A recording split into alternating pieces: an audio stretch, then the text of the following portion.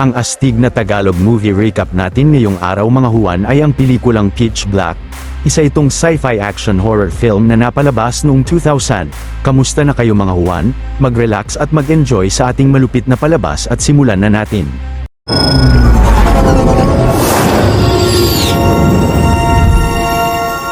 500 taon sa hinaharap, ang Hunter Gratzner merchant ship ay may mga sakay na pasahero at mga crew na nasa cryo chamber at isa na rito ang mapanganib na kriminal na si Richard B. Riddick kasama ang escort niyang pulis na si William J. Johns. Subalit ilang saglit lang ay biglang tinamaan ang ship ng mga debris mula sa isang kometa at ang mga crew na sina Caroline Fry at Greg Owens ay aksidenteng lumabas sa mga chamber nila.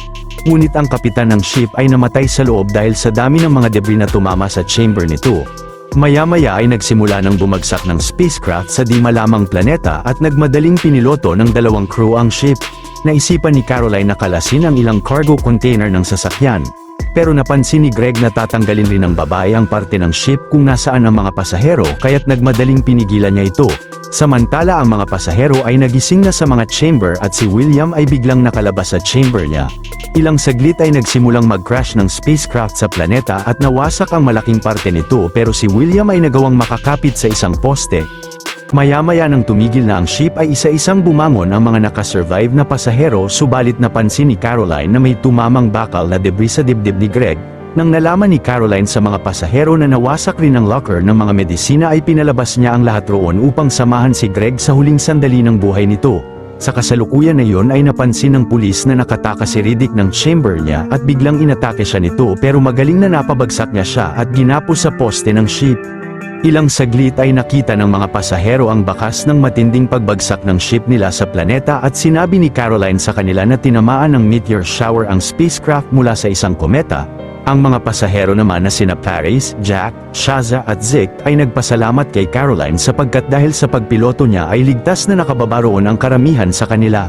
Samantala si Riddick ay nilusot ang gapos niya sa wasak na parte ng poste upang makatakas habang si William at ang iba pa ay ininom ang mga alak na dala ni Paris dahil sa kawalan nila ng tubig maliban sa grupo ng mga Muslim ni Imam Abu al-Walid. Maya-maya ay napansin ni William na nakatakas si Riddick sa poste at agad na humingi siya ng tulong sa iba pang mga pasahero na tugisin ang kriminal dahil posibleng patayin sila nito. Kalaunan ay nakita ng buong grupo na may dalawang pulang araw at isang asul na araw ang planeta kaya't malaki ang posibilidad na walang gabi roon. Hindi nagtagal ay nagsimula ng hanapin ni William si Riddick sa direksyon ng asul na araw habang sina Caroline ay naghahanap ng supply ng tubig sa paligid. Pero ang lalaki ay nakakita ng mga puno sa di kalayuan at dahil posibleng may tubig roon ay agad na pinuntahan nila ito. Ngunit pagdating ng grupo sa lugar ay nakita nila ang napakaraming kalansay ng mga higanteng nilalang. Nagpatuloy na naghanap sa paligid sina William pero si Caroline ay inamin sa kanya na noong pabagsak ang ship sa planeta ay kamuntikan na niyang matanggal ang passenger's cabin pero pinigilan siya ni Greg. Maya-maya ay nakarating ang grupo sa isang abandonadong mining facility at laking tuwa ni Caroline na makakita roon ng isang spacecraft subalit napansin niyang wala itong mga power cell. Maliit na pabor lang mga Juan, kung mahilig kayo sa mga ganitong Tagalog recap ay huwag niyong kalimutan na mag-subscribe sa channel natin dahil marami pa tayong upload na mga exciting na recap katulad nito. Samantala si Zeke ay naghukay sa lupa upang ilibing ang mga namatay na pasahero habang sina Jack na nasa loob ng pasilidad ay napansin na may papunta sa lokasyon nila. Ito pala ay isang survivor rin sa nag-crash na ship ngunit si Zeke ay mabilis na binaril ang lalaki sa pag-aakalang ito si Riddick. Naisipan naman ni Zeke na dalhin ang lalaki sa hukay na nagawa niya pero napansin niyang biglang nagkaroon ng butas roon. Pagsilip niya sa butas ay biglang may humila sa kanya at naputok ang baril niya ng ilang beses. Narinig ito ni Shaza kaya't nagmadali siyang pumunta sa hukay subalit wala na rito si Zeke at napapalibutan na ng dugo ang butas. Nang nakita ng babae roon si Riddick ay biglang tumakbo siya pero mabilis na napigilan ito ni William at natanggal ang goggles niya. Dahil naman labis na nasilaw si Riddick sa liwanag ay madali siyang nabugbog ni Shaza at William. Pagkatapos ay ginapos uli nila si Riddick sa wasak na ship at tinanong siya ni Caroline kung saan niya dinala ang katawan ni Zeke. Sumagot ang bida na hindi niya pinatay ang lalaki at hindi siya ang dapat na pinangangambahan nila. Upang paniwalaan siya ni Caroline ay sinuggest niya sa kanya na mag-imbestiga ng mas malalim pa sa butas. Si Jack naman ay tinanong si Riddick kung paano siya nagkaroon ng mga puting mata at pinaliwanag niya na nakulong siya noon sa isang kulungan na walang nasisilayang liwanag. Kaya't napagdesisyonan ni Riddick na paoperahan sa isang doktor ang mga mata niya upang makita ang mga kalaban niya sa dilim. Maya-maya ay habang may nakakabit na lubid sa bewang ay matapang na inimbestigahan ni Caroline ng mag-isa ang butas upang hanapin sa loob ang katawan ni Zeke. Agad na narating ng babae ang isang cavern na maraming butas sa taas at napansin niya roon ang putol na paa ng lalaki. Nang nakakita si Caroline ng mga kakaibang nilalang sa di kalayuan ay nagmadali siyang umakyat sa butas subalit biglang may humila sa kanya. Sumigaw naman ng tulong ang babae at narinig ito ni Jack kaya't mabilis na hinila siya ni William mula sa cavern. Malakas na hinila pa rin si Caroline ng mga nilalang pabalik ng cavern pero agad na pinutol ni Imam ang lubid na nakakabit sa bewang niya. Ilang saglit ay dahil na-realize ng lahat na totoo ang sinasabi ni Riddick ay napagpasyahan ni William na pakawalan siya upang tulungan sila. Pero dapat ay susundin niya ang lahat ng mga pag-uutos ni William at kahit pa mabigat sa kalooban ay sumang-ayon na rin si Riddick sa pulis. Maya-maya sa pagsuri ni Caroline sa ship ay nalaman niyang kailangan nito ng 5 power cell upang mapalipad. Samantala sina Imam ay napagana ang moisture machine ng minahan at nakainom sila ng tubig rito. Kalaunan ay nakakita si Jack ng razor sa pasilidad at ginamit niya yon upang kalbuhin ang sarili at ginaya ang itsura ni Riddick. Binahagi naman ni Imam sa lahat ang tubig na nakuha nila sa moisture machine habang ang batang Muslim na si Ali ay pumasok sa coring room ng pasilidad. Ilang saglit ay nagtaka sina Caroline kung bakit iniwan ng mga nakaraang trabahador ng mining facility ang ship nila pero si Riddick ay sinabing malamang ay hindi sila umalis sa pasilidad kundi nilamon ng mga nilalang na kumuha kay Zeke. Sa kasalukuyan na yun ay naglibot si Ali sa loob ng coring room subalit biglang nagbukas ang bubong roon at mabilis na inatake siya ng mga nilalang kaya't nagmadaling nagtago ang bata sa kalapit na silid. Ilang saglit ay napansin ni Imam na nawawala si Ali at sinuggest ni Riddick na hanapin ang bata sa coring room. Pagpasok nila sa loob ay nakita ni Imam ang labi ni Ali sa kabilang silid at biglang inatake ang grupo ng mga nilalang pero nakaiwas sila rito at napansin nila na pumasok ang mga ito sa ilalim ng mining shaft. Ilang saglit ay naghulog sina William ng flare sa shaft at nakita nila sa baba ang napakaraming bungo ng mga tao. Na-realize ni Riddick na doon nagtago ang mga trabahador ng pasilidad mula sa mga nilalang ngunit nakalimutan nilang ilak ang pinto ng shaft.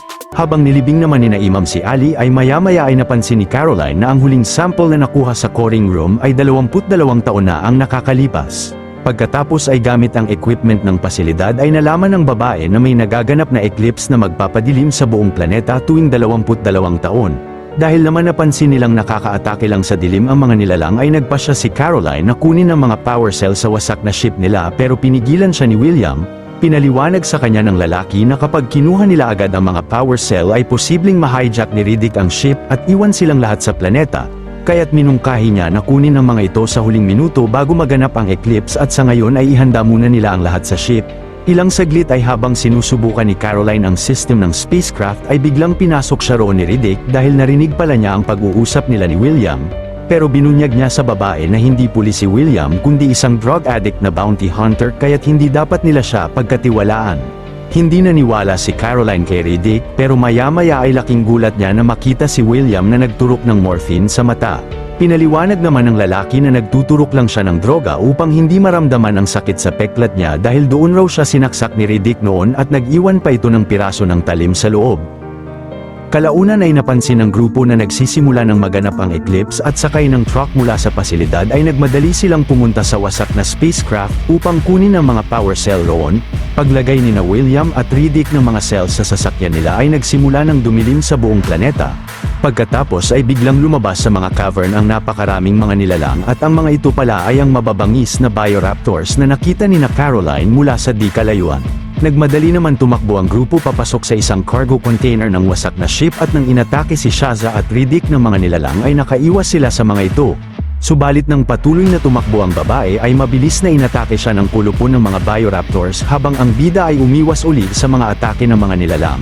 Pagkatapos ay nilipad ng mga ito ang katawan ni Shaza palayo ng lugar at gamit ang mga puting mata ni Riddick ay nakita niya sa dilim ang mas marami pang bioraptors na lumabas sa ilalim ng mga cavern. Ilang saglit ay habang nasa loob ng cargo container ang grupo ay napansin ng Muslim na si Hassan at ni Riddick ang isang bioraptor sa loob. Kahit pa sinabihan niya ang binatilyo na manatili lang roon ay biglang tumakbo ito at mabilis na inatake ng isa pang bioraptor. Si Riddick naman ay tumakbo papunta kina Caroline pero habang iniilawan nila ng flashlight ang bioraptor ay nabaril nila ang nilalang at napabagsak. Pagkatapos ay napansin ng grupo na nasasaktan ang bioraptor sa liwanag.